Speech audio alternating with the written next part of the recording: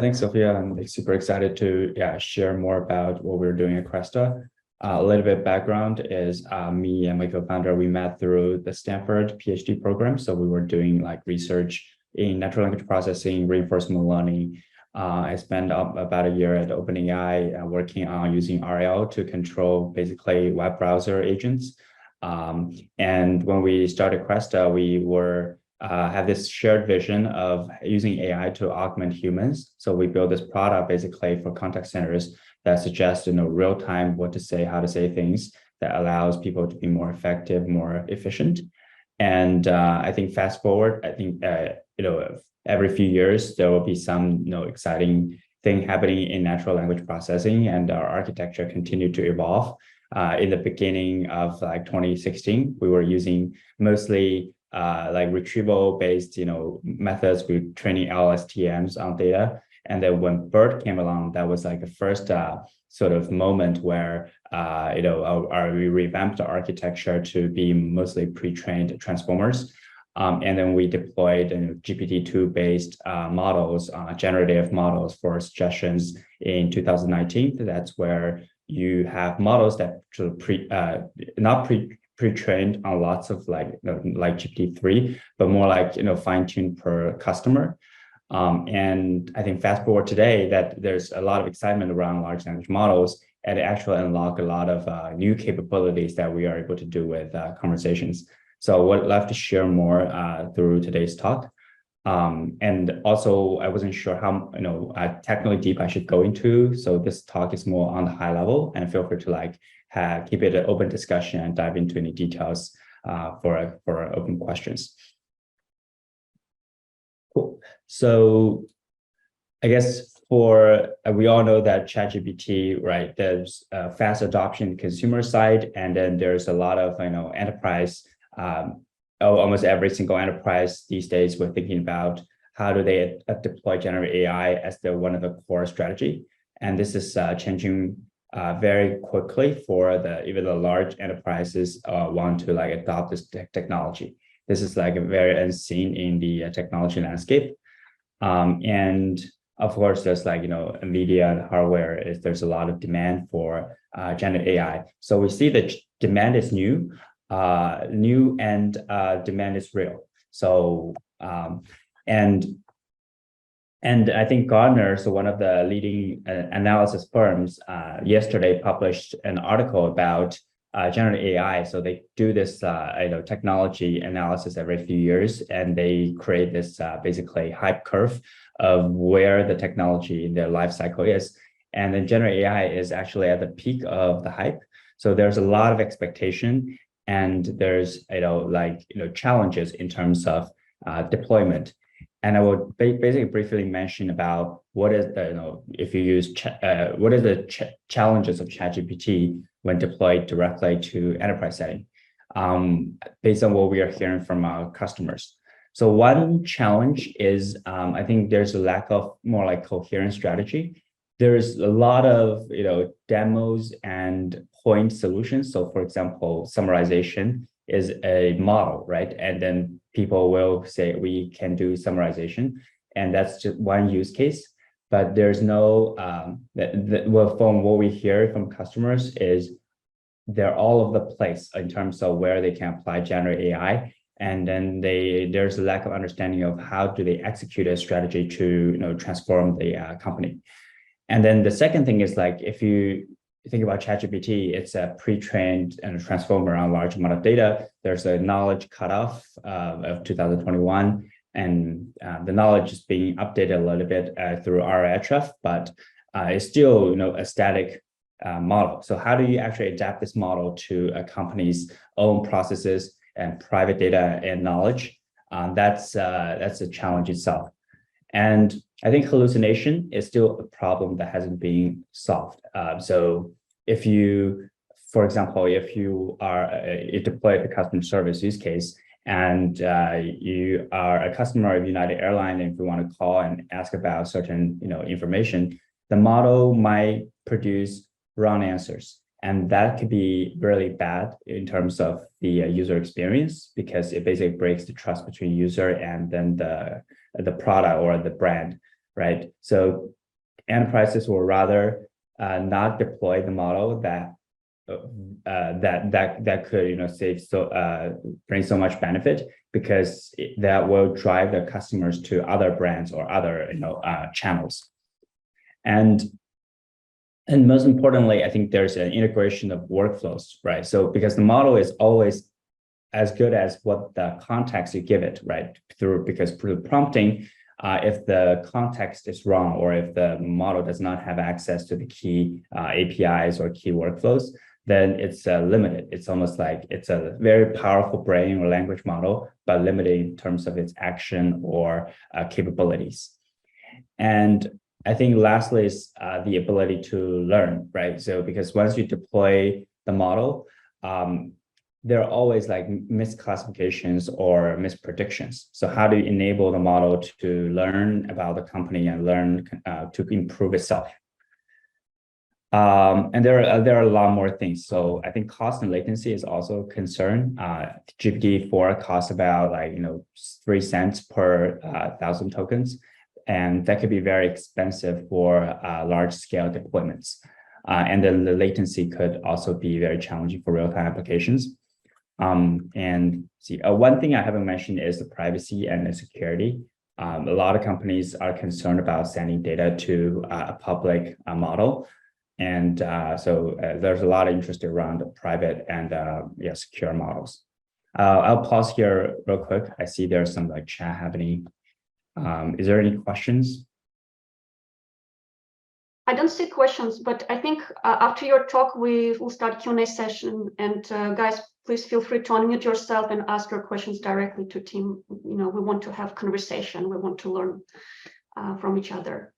Cool. Awesome. Yeah, let's do that. Cool. So I guess this is just an overview of what we do. We have the foundation model at the bottom, right? The foundation model integrates, as I say, integrates with different workflows and different systems. One challenge with enterprise is that knowledge is in different systems. So we all think about LLMs, right? But how does LLM produce the right output? It needs to know what the context.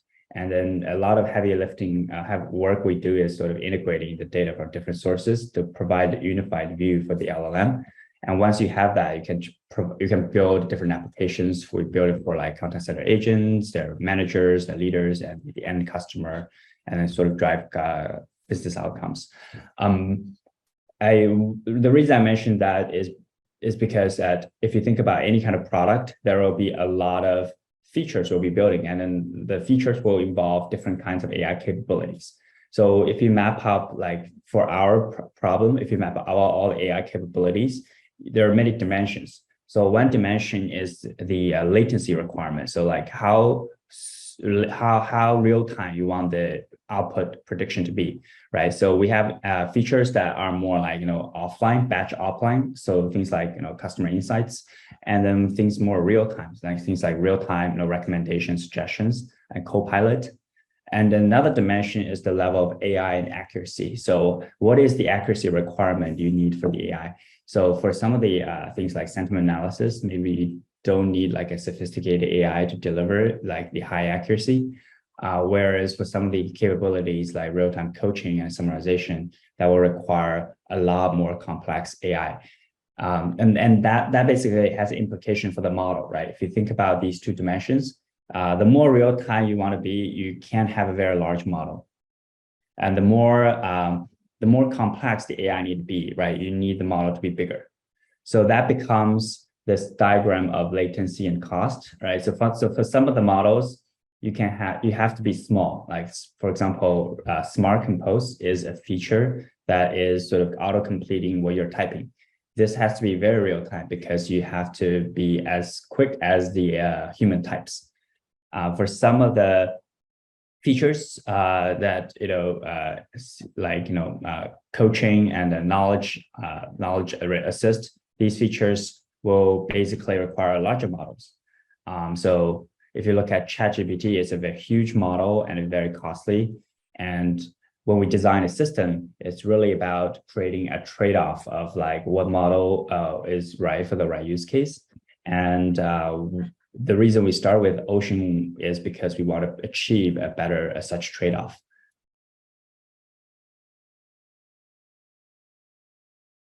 Here, yeah. So another trade-off is, as I mentioned, there are there's like complex AI models and then less complex AI models. For some of the use cases, you really want like high accuracy and complex models. That's because these use cases deliver a lot of value. And for some of the things that require, maybe you don't need to put a lot of effort to improve the accuracy. And that there's this like diagram of like, first, so basically, if you think about building a product, if you have limited engineering resources and limited, time to spend, right? For some of the long tail, features, maybe you can just use prompt engineering and then create like build the feature quickly and then ship it. Because it's not worth the effort of continually improving the model, given the value it provides. But for some features, you really want to go into fine tuning, because that will allow you to capture more value from the product features. That's where this diagram, I think, is took it from somebody else's blog post. But basically, there's a consensus in this community around this concept of like, you will start from a base model, and then you will create a enterprise specific, we call domain LLM, right? If it's insurance or some, financial applications or a customer service, or these different domains could have their own model that achieves better trade-off in terms of cost, latency, and accuracy. And then you take this model, which has out-of-the-box capabilities, and you can further optimize it for production. So you can create a more like, these branches, like small models that dedicated for different applications, so that you could achieve the best trade-off. So you can have, at scale deployment for some of the models. Oh, sorry. Yeah, let's dive into one specific example that we work on. For example, if we want to, in our application, we have this basically summarization. Right? Imagine you're doing call summarization between like two speakers. And one approach you can build such a model is just use prompt engineering. You can say, summarize the following conversation between the internet company's customer service agent and a customer, and you provide the desired output format. So yeah, summary could involve, does the visitor want to cancel the service? Yes, no, or not sure. And what is the reason? And then you provide the conversation as part of the prompt, right? So this constructed prompt design allows you to create summarization of the conversation given like, the output you desire. And this works well for demos. And that's why I think GPT-4 and other LLMs trained on public internet provides remarkable capability in natural language understanding. But there are some trade-off concerns, right? So it's very good in terms of building and showing value to the customer. In enterprise, we care a lot about time to value, because you can quickly demonstrate your product is working for that particular use case, and enables faster contract signing and then delivery. So public LLM can enable that. It can enable, once you deploy, better self-serve means that you can make modifications quickly. Instead of retraining the model, you can just edit the prompt, right? So instantly the model can reflect its predictions. And it has a vast public knowledge. So for example, if United Airlines is building a customer service bot, there's a lot of public knowledge about United Airlines already on their website or forums that previously already be consumed by ChatGPT, or Llama. So these knowledge is already there. But the flip side of that is that it can't easily continuously learn. It's very large and slow, as I mentioned, the trade-off. And there's an accuracy ceiling on some of the high value sort of features and tasks. And that's where you will go through like this iteration cycle, right? So initially you could try prompt engineering. The one example we showed for summarization is zero-shot prompts, right? So it has a certain accuracy ceiling. but you will find, errors where the model didn't work very well. Then the next step is you can add in few short examples, right? So in the summarization example, instead of providing just this instruction, you can provide examples. You can say, here are some examples of conversation and their corresponding summaries. So conversation 1, summary 1, conversation 2, summary 2. That allows you to improve the accuracy a little bit more. And then the next step after that you can do is sort of retrieval augmented, right? Few shot. So they basically, you can do example selection. So based on the particular type of conversation, you can retrieve relevant future examples. But all of that will basically is the limit of public models. Up to this point, you can achieve certain accuracy. But beyond that, you will have to go down to the fine-tuning route and actually continue to improve it through either fine-tuning or RHF. So the more accuracy you need for this feature, the more effort you require. So this axis is like the amount of effort for development. And there's also a consideration in terms of like, if you have a strong base model like GPT-4, you can achieve much faster accuracy convergence. Whereas if you start with a smaller model, then the accuracy convergence is much slower. Yeah. So, but I think that's the so once you get to the fine tuning, there's also like constraints, right? So one is sort of be able the benefit of that, you can like have the right size for the right task, achieve better cost and latency, and you can learn from feedback data. But as I mentioned, it requires a lot of effort to train, and then it's also hard to modify. So once you have the model deployed, it's hard to enable customers to self-serve. If they want to make a change, it requires retraining the model. And that's sometimes involve ML expertise. So this is summary of like basically a typical architecture that we'll use for the summarization example. So you'll start with a training data set, right? Use GPT-4 to achieve the better prediction. So you can have really good out-of-the-box accuracy. And then you use the model to create labels and then train an initial sort of custom model. And then you can use that model to deploy at scale.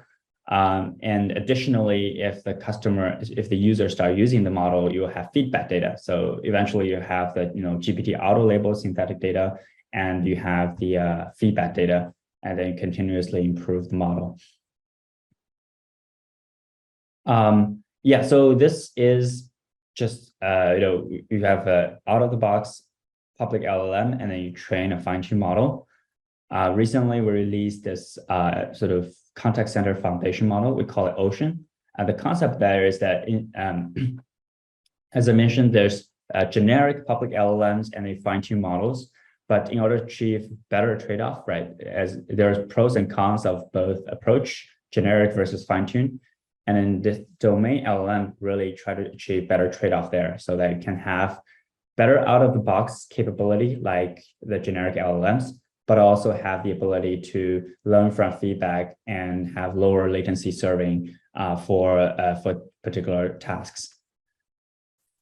And this is where a sort of high-level overview of how this works. So we'll start with the public LLM. So we partner with like OpenAI and Anthropic on some of the models. We also use like Llama 2 or Falcon, these open source models. And then you use the model and then the data for that particular domain. You can create an instruction fine-tuned model. So this is actually not very expensive to train because instruction fine-tuning doesn't require lots of examples. Then you will have basically a model that's optimized for this domain. You can deploy it in a private and secure environment. And then you can start from that model and then building sort of task-specific specialized fine-tuned models. This basically allows you to say, for a new customer in this domain, you can have very good out-of-the-box accuracy, and then you can fine-tune it for specialized models. So this is some example of showing that our model can do better on some of the intent and some tasks compared to public LLMs. This is showing the latency. Somehow the GIF is not playing. And then this is showing that, yeah, you can actually learn from the feedback. So once you deploy into a product, you can have the product provide surface data and use the key workflow data to continue to improve the LLM. Cool. Yeah, I think I just gave a very quick overview of LLMs Ocean. Yeah, so happy to answer any questions. Do we have questions? Feel free to unmute yourself and ask your question directly to Tim, or you can just type in the chat. Yeah, I'm a little confused about fine-tuning versus RAG. Aren't they the same thing? You know how you had the diagram of a zero-shot learning, few-shot learning, and then layering in some document specific stuff, and then you had a cutoff, and you went into proprietary models. So, like for instance, with OpenAI, when we layer in additional documents and use some LangChain or Pinecone or whatever to make it understand that specific domain, what is that called? Is that fine-tuning or is that just RAG?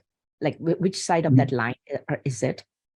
Yeah, so RAG means a retrieval augmented, right? So it does not involve changing the weights and parameters of the model. RAG is basically using retrieval to find relevant information and then dynamically inject those information into the prompt. So you're still using the same LLM, except modifying the prompt dynamically during inference time. Whereas fine-tuning is actually changing the weights of the model. So you will take, you'll create like a data set, a training data set of examples and labels, and then you train, you fine-tune using like, gradient descent and backpropagation to train the model on these examples. So these examples are not injected into the prompt anymore during inference time. Your inference time, you don't look at these examples. It's already encoded in a way during this training and fine-tuning time. So if RAG works, why would you use, fine-tuning? Because that's more invasive, maybe more expensive. Like why wouldn't RAG just work if you just want to layer in some domain information and get to accurate answers? Yeah, what we found is that RAG works to some degree. So it works, can maybe get you, say, for example, if you get to 80% accuracy on some tasks, but fine-tuning can get you to 90%. And that's because the RAG is using few-shot learning, right? So it gives you few examples and get the LLM essentially train on, learn from these, say, few examples. But fine-tuning, you get more examples. So you can learn from not just 5, maybe 100 or 1,000 examples that could allow the model to perform better on some of the edge cases. I see. Now, OpenAI is still like a proprietary model, but they also offer fine-tuning APIs. So would it be fair to say that, that diagram you showed, I really like that one. If you don't mind, could you go there? It was like that red line at the bottom and accuracy.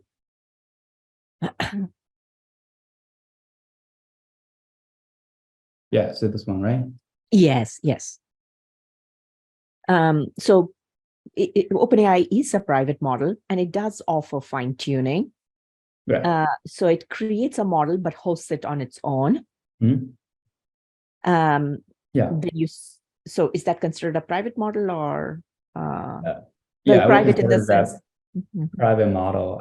I guess the private and public here is not like as clear. It's not really OpenAI versus like open source, right? It's more so like, can you modify the weights like of the model? And public is like already out of the box, that's trained by OpenAI. And you can actually take the OpenAI models and fine tune it. You can deploy it on, right now you can deploy using OpenAI or using Azure. I think there are different LLM providers that allows you, I think Anthropic allows you to deploy on Amazon in secure VPC. There are different LLM providers that let you deploy the model in a more private setting. Now, would that take care of a customer's concerns around their data not being sent elsewhere and being sent just to their VPC? Would that allay their concerns and fears there? Yes. Yeah. So if you have a model deployed in the dedicated VPC, then yeah, you can secure it. You can provide controls around like how people can access the environment, and you can have a set of compliance controls around that deployment. Thank you. Yeah, that's a great question. Thanks. Do we have other questions? Oh, hey, this is Eric. I have a question about latency. Tim, you mentioned that latency was one of the things that you thought about, and I was wondering what sort of latency you're seeing in your responses, and any tips you had on optimizing or reducing latency. I see. Yeah. Latency really depends on the task and the application. For some of the more real-time, applications will require lower latency. That's why we try to distill that model into like smaller models. Yeah, but for some of the offline batch processing, you can use like a much larger model, assuming that you can bear the cost, right? Because I think the LLMs can be expensive if you run it at scale.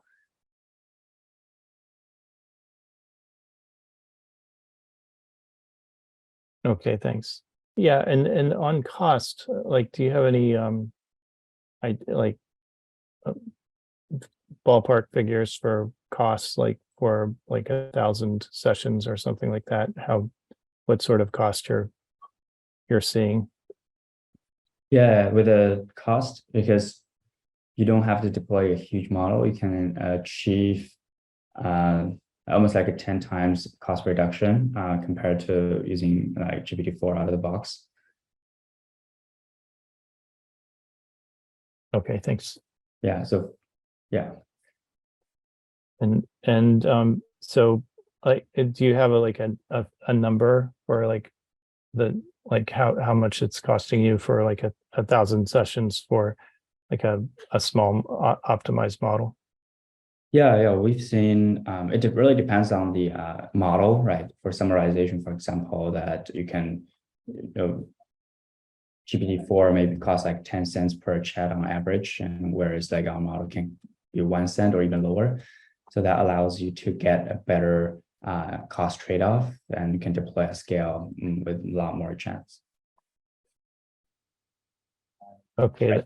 Yeah, so when you deploy a product with a more optimized model, that allows you to create better pricing and more competitive in the market. Okay, makes sense. Thank you. Thanks.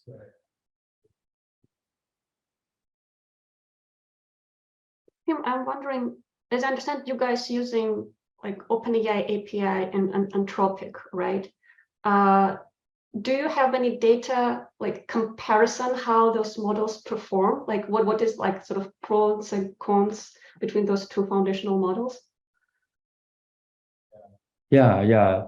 I think that based on our initial analysis, obviously we haven't deployed Claude to production yet because of the security certification. They're still working through their SOC 2 Type 2, but we have deployed GPT-4. And what we find is GPT-4 typically is better at reasoning compared to Claude. But for some of the chatbot use cases, I think Claude seems to be more concise.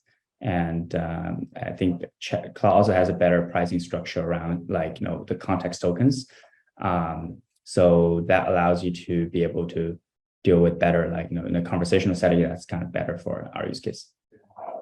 So basically, depending on use case, you guys will be deciding which models to use, right? So basically, like you will be applying for specific use cases, specific models. How you exactly? Yeah. So we will have a between among Ocean, Anthropic, and OpenAI, we will basically choose the best one for different use cases. Depending on the cost and latency and accuracy trade-offs. Because anyway, I think it's easy to switch among different providers, given that the completion API is quite standard, And there's a bunch of framework that allows you to, and we build our own sort of like allow you to create an abstraction around like LLMs. Do I understand correctly, guys, that you deploy your models to your customer environment and it's trained on their own data? Yeah, exactly. So that's as I mentioned, our use case of LLMs is public LLMs is more around using that as like a labeling tool, and then we use that to bootstrap like a custom model for the enterprise use cases. So the end model is still a fine-tuned model, and you can deploy it in a customer environment. And you can deploy on like, much cheaper, consumer grade GPUs. So yeah, so that's sort of the paradigm today. I remember, I think it was 2020, 3 years ago, when your team gave your first talk for our community. It's actually like second talk. I'm just wondering in terms of like how technology has changed and how the product has changed. Are there like new interesting use cases or like outcomes how your product like helps people in support centers? Like, I'm just wondering, because like technology evolves so fast, right? And like 3 years is like enormous. I'm just wondering, like, is it possible to do this comparison? How was it like 3 years ago, and how is it helping people in support centers like now? Yeah, I think use cases evolved. A lot of changed since like we last sort of spoke like 3 years ago. One big change for our domain is that because of COVID, a lot of work has gone remote, and because of that, the infrastructure is moved a lot, like from on-premise to cloud. So almost like a lot of the cloud migration in this contact center space happened in the last 3 years. That allows you to deploy AI more easily, so that you don't have to do a lot of heavy lifting integrations. And another change is, I think the last time we spoke, that we were still in the pre-LLM era. Like that was the time when we had BERT and GPT-2. So the paradigm is that we have transfer learning, right? You have pre-trained transformers, and then you fine tune it on a small number of examples per customer. I think that because of LLMs, you can achieve a lot of that now out of the box. So instead of doing this fine tuning paradigm, you start with prompting. So you can immediately show more value to customer more quickly without going through this like data collection and labeling paradigm. And what this enables is a faster time to value. And from an end customer point of view, right, they don't really care about whether you're using fine tuning or prompting. From them, there is like just the AI that learns, and we basically abstract that away, and then they've found that the AI can learn faster and more accurate. So that's the benefit of LLMs. Yeah, that's exciting. What do you think, like how this will evolve further? Let's say like in next 3 years, next like 5 years, like what we will see in LLM space or like in the AI space in general? Yeah, I think one direction we're excited about is multimodality. It's because that LLMs are doing really well on text right now, and then we think that the next sort of frontier will be images and videos and maybe screen recordings. So we will have the ability to fuse all of that capabilities into LLMs and be able to become more intelligent. And the second thing is that the integration into different systems. That's where I think that currently the LLMs are really actually pretty good, right? But it's very limited in terms of its ability because it doesn't have all the context and data. So as the world work through, like as we work through the integrations and as the systems become more and more integrated, you'll have all the data in one place and then truly unleash the power of LLMs. And that's related to the sort of agent framework, right? So there's a lot of buzz around agents now, but the agents are still limited because it doesn't have the ability to do a lot of things that humans can do yet. For example, like reflecting on errors and have the planning capabilities. That is still, I think, an active area of research. And like, how do you build a robust agent that you can just give it like an instruction and it can, automate, a bunch of tasks without human involvement. That requires more like, maybe it'll go into like imitation learning and RL, but we don't have that model capability yet. So that's an active area of research. Yeah, so it's like more distant future compared to multimodality. Yeah, that will be more distant. I think there's some fundamental model capability that needs to happen before the model can do like planning and be able to operate in a complex enterprise environment. Mm-hmm. Yeah, so I'm actually wondering what sort of innovations should happen. Is it like increasing the memory of the model? Just like what kind of fundamental research breakthrough should happen in order to enable those agents? Yeah, I think it's a combination of data and model architecture. I think Transformer is quite scalable, right? It's as good as the model data you feed it. So the reason we're seeing LLMs, GPT-3 and 4 is because we train it on a large amount of internet data, and the data is readily available since you can scrape like all the internet. But if you think about a really good agent, like the AlphaGo agent is really strong, right? Because it's trained on the expert like Go play data, and it can do like RL on top of it to self play. We don't have that data for any kind of real world interactions, right? We don't have real robotic data. We don't have digital agent demonstration data. So ultimately, if you have a really good, essentially in the RL sense, like a policy network, it will become a strong agent. But we just don't have the data to train that policy yet. So I think it's a data problem, and then it's a question of like, how do you collect that data that train this large scale action network? So simulated data can help, right? Simulator can definitely help. Yes, I think that if we have a good simulator, but it would depend on the use case, because if you have a really good, say, agent playing Minecraft, it might not be a good agent, like, be able to operate on a computer screen and then use computer software. So we will need to have either a very good simulator or a very good large scale demonstration data set. Thanks, Tim. I see a question from Zubair. Are you using LangChain for abstracting OpenAI access and any other frameworks?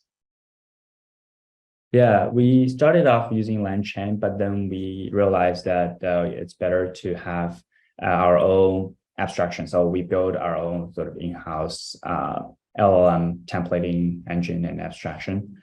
And especially, I think the retrieval part of the LangChain, right? There's a retrieval augmented generation, and that part we want to build it into more of a distributed system so that you can have a answer extraction, retrieval, and generation in parallel to have more scalable, for more scalable deployment. Yeah. So I think, I still think that LangChain is quite promising. It's a very popular open source framework. I think there's a lot of work to be done there for companies to use it to deploy at scale in enterprise and production. Hold on, I see someone sent another question. John, do you see something like this integration with help desk space, like Zendesk, Help Scout, and such?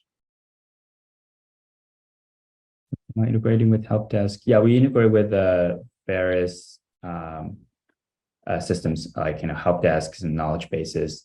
I think that's actually a key challenge for us to solve, because the AI is sort of riding the free wave of like model deployments, the benefiting from the scaling law.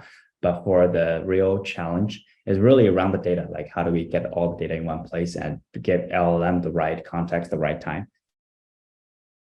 Yeah, I got like my buddy who works at Gorgeous. He's like the head of sales, and I used to work there. And they work with tons of Shopify stores. So I was thinking about texting them about this because I was looking through your guys' contact center sales stuff.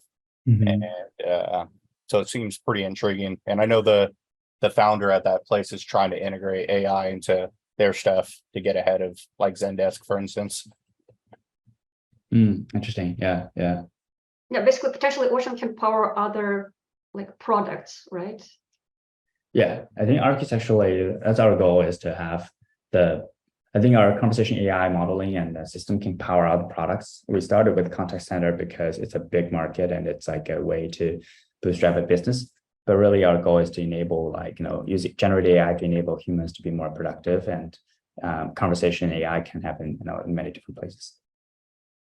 I think Zubair is asking if you guys planning to open source your model. Yeah, I think there's something we can think down the road. We're still right now trying to deploy and get it working well for a set of enterprise customers. And yeah, I think future we will consider that on our plan. Actually, I'm wondering, Tim, what is your approach, like private models versus open source? Like, what do you think where like open source is going in terms of, LLMs and AI in general? Yeah, I think open source is a really good, a very promising area. I know that the Llama 2 is already as good as ChatGPT in some of the applications. And Facebook is training Llama 3, right? So we would like to have to see more of the model capability coming up. I think what's still like a little bit greenfield is the infrastructure around these open source models, and there are a lot of promising startups that are working in the space of working on faster inference for Llama and better fine tuning.